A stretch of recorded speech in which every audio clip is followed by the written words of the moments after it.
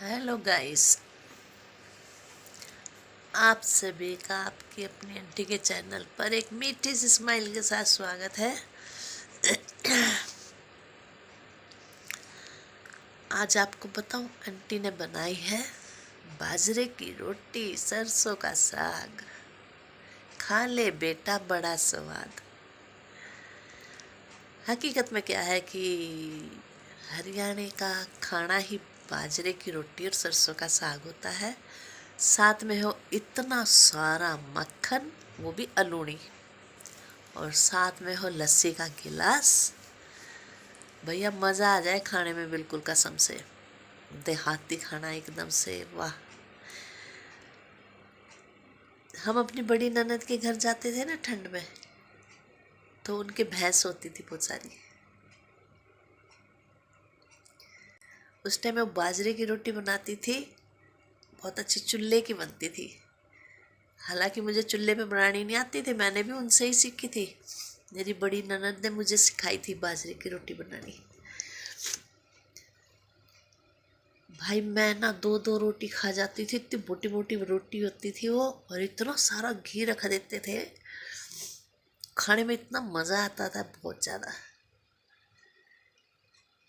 परंतु आज वो मज़ा कहाँ है, ना वो अलूनी घी बचा।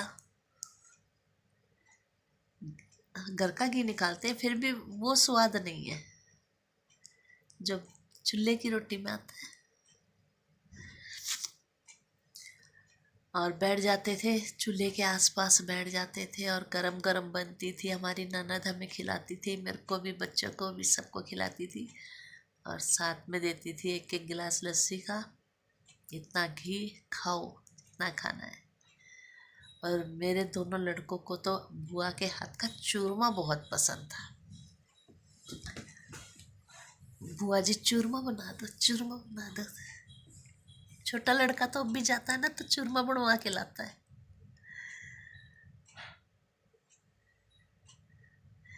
हालांकि बच्चे अपनी बुआ से ज़्यादा प्यार करते हैं, यह हकीकत है। दूसरों का मैं नहीं कह सकती, लेकिन मैं अपने बच्चों का कह सकती हूँ। अब ये थोड़े बिजी हो गए हैं, इसलिए जा नहीं पाते हैं। लेकिन गुड़ नहीं, गुड़ की सी बात ज़रूर कह देते हैं। बुआ जी हम आएंगे ज़रूर। एक बार गए। अब इसकी बुआ रहती है उत्तराखंड में, पहले तो यहीं रहती थी रोहतक में। आज उनकी याद आ गई। अब वो रहती है उत्तराखंड में, बरी। हम गए एक बार, तो छोटा बेटा ना वहाँ से चूरमा बनवा के लाया। बुआ चूरमा बना के दे दे। बुआ राजी हो गया, मेरे भतीजे ने चूरमा मांगा। और क्यों ना हो भाई, हम भी राजी हो जाते जब हमारे भतीजे भी मांगते हैं। तो कहते हैं ना, मूल से ज़्यादा प्यारा ब्याज होता है। तो ये हर बुआ का ही रिश्ता कुछ ऐसा हो जाता है, भतीजे ज़्यादा प्यारे हो जाते हैं। हाँ, तो मैं कहाँ थी, मैं भूल गई मैं कहाँ थी, लेकिन हाँ, भतीजे होते ही बहुत प्यारे हैं, चाहे कैसे भी, निकम्मे भी होंगे ना तो भी अच्छे लगते हैं।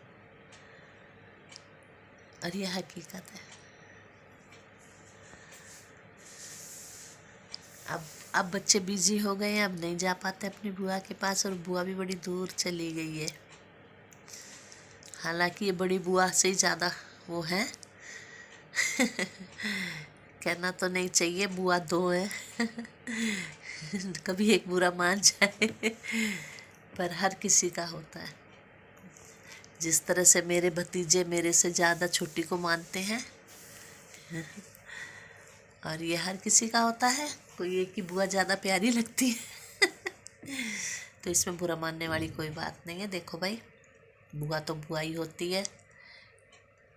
कोई ज़्यादा प्यारी हो जाती है, कोई कम प्यारी होती है, लेकिन बुआ बुआ होती है। देखो भाई, बुरा मत मानना, सॉरी मैंने कह दिया है, कभी बुरा लग जाए किसी को कि बुआओं में भी फ़र्क करने लग गए हैं, क्योंकि बात निकलते निकलते देर नहीं लगती है। बुरा मत मानना इस चीज़ के लिए। बहनों में भी 4-5 बहनें, 3 बहनें हैं, तो उनमें से एक बहन ज़्यादा प्यारी लगती है, बाकी सब एवं ही। तो चूरमे की बात आ रही थी, और हमारे यहाँ आ रही है मकर संक्रांति। हमारे यहाँ पे उस दिन हकीकत में चूरमा ही बनता है, गुड़ का चूरमा बनता है, दाल और चूरमा हरियाणा में। भाई सांझ के 5 बज गए, चाय बनाने का टाइम हो गया, और भाई मेरी तो चाय गई बन बिना अदरक की। चाय भी 2 तरह की बने, एक बिना अदरक की, एक अदरक वाली। अब बिना अदरक की चाय मैं पीऊँगी और अदरक वाली चाय पिएगी नैना। अदरक वाली चाय पी के मेरा सर दर्द हो जाता है। अरे मेरा सर दर्द तो बिना अदरक वाली चाय पिए ही होता रहता है।